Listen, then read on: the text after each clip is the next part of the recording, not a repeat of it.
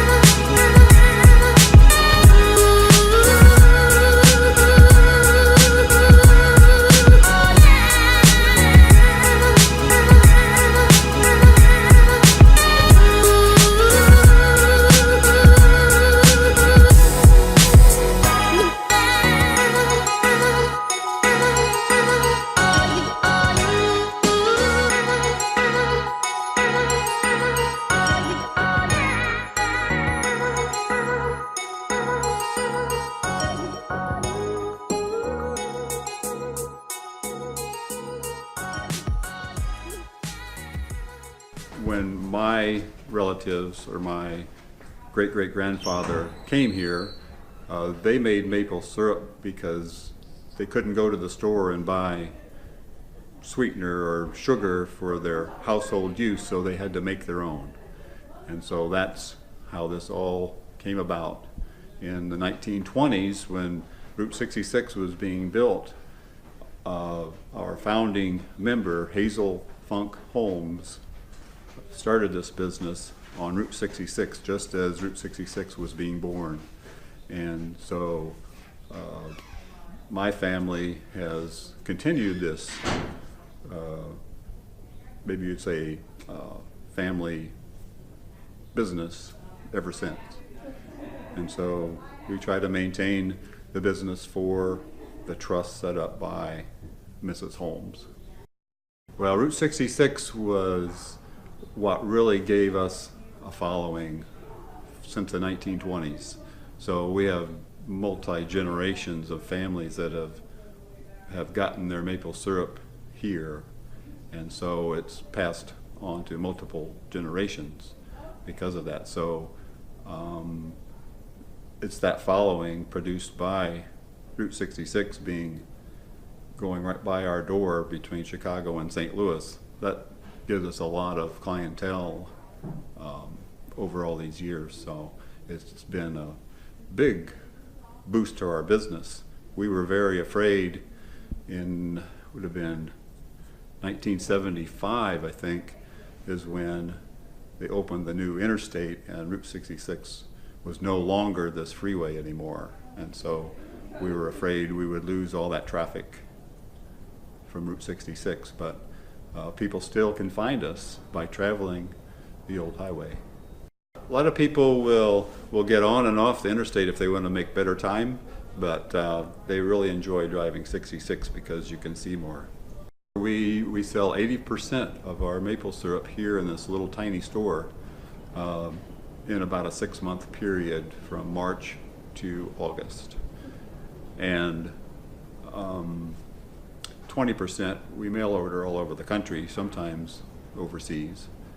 But the people that come in and buy our syrup are from all over the world because they're coming to America to travel Route 66. And so we get to meet people from all over the world. When the business started way back in the 1920s, they maybe tapped about 300 trees, and now we're tapping about 3,000 maple trees. The Europeans that settled in America learned how to make maple syrup from Native Americans that had already been making maple sugar for centuries. They discovered that the sap from the tree could be made into maple syrup. And this is where we take the sap from the maple tree and we boil it to make the maple syrup. Now we do this every February when temperatures are between freezing and above freezing. That's when the sap runs from the trees, when they are dormant, which means there's no leaves on the trees. It has to be in the wintertime when temperatures go between freezing and thawing.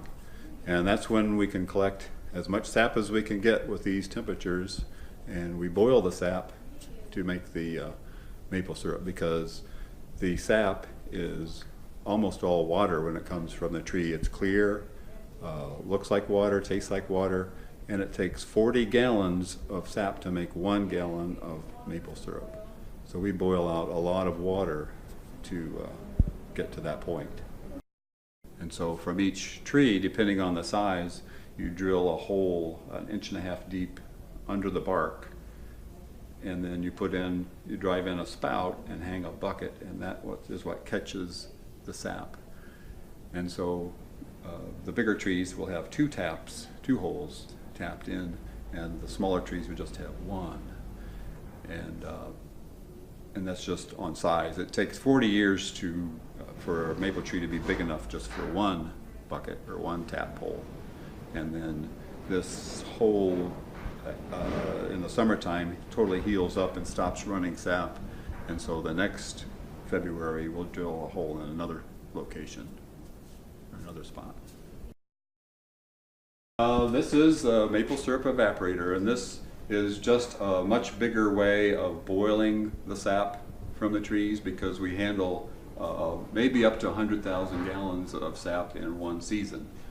This machine will handle about 500 gallons an hour of sap running through it, and so it monitors the temperature of the sap as it's boiling, and when the sap gets to be 7 degrees higher than water boiling, that's at the syrup point. It's the right thickness to be, and the right sweetness to be maple syrup. So it uses heating oil as the fuel, and all the sap in the pans is boiling all the time, and takes 1.5 hours from where it comes in the inlet to where it comes off 1.5 hours later. So it's a continuous flow of sap coming in and maple syrup coming off. But still, you have to realize for every 40 gallons of sap, you only get 1 gallon of maple syrup. So it's strictly a boiling process. All producers make good maple syrup, but we do find that it tastes a little bit different at different producers, and we don't know if it's the minerals in the soil that make that difference or what it is, but there's always a little bit of difference. I can say that Canada produces 80% of the world's maple syrup, so they have a little bit of edge on us, but when you're in Funk's Grove, you better eat Funk's Grove maple syrup. When you go to the grocery store and you buy if you buy table syrup, it is made from artificial colors, artificial sweeteners. Corn syrup is usually the sweetener used, so the difference in taste is big. Messy?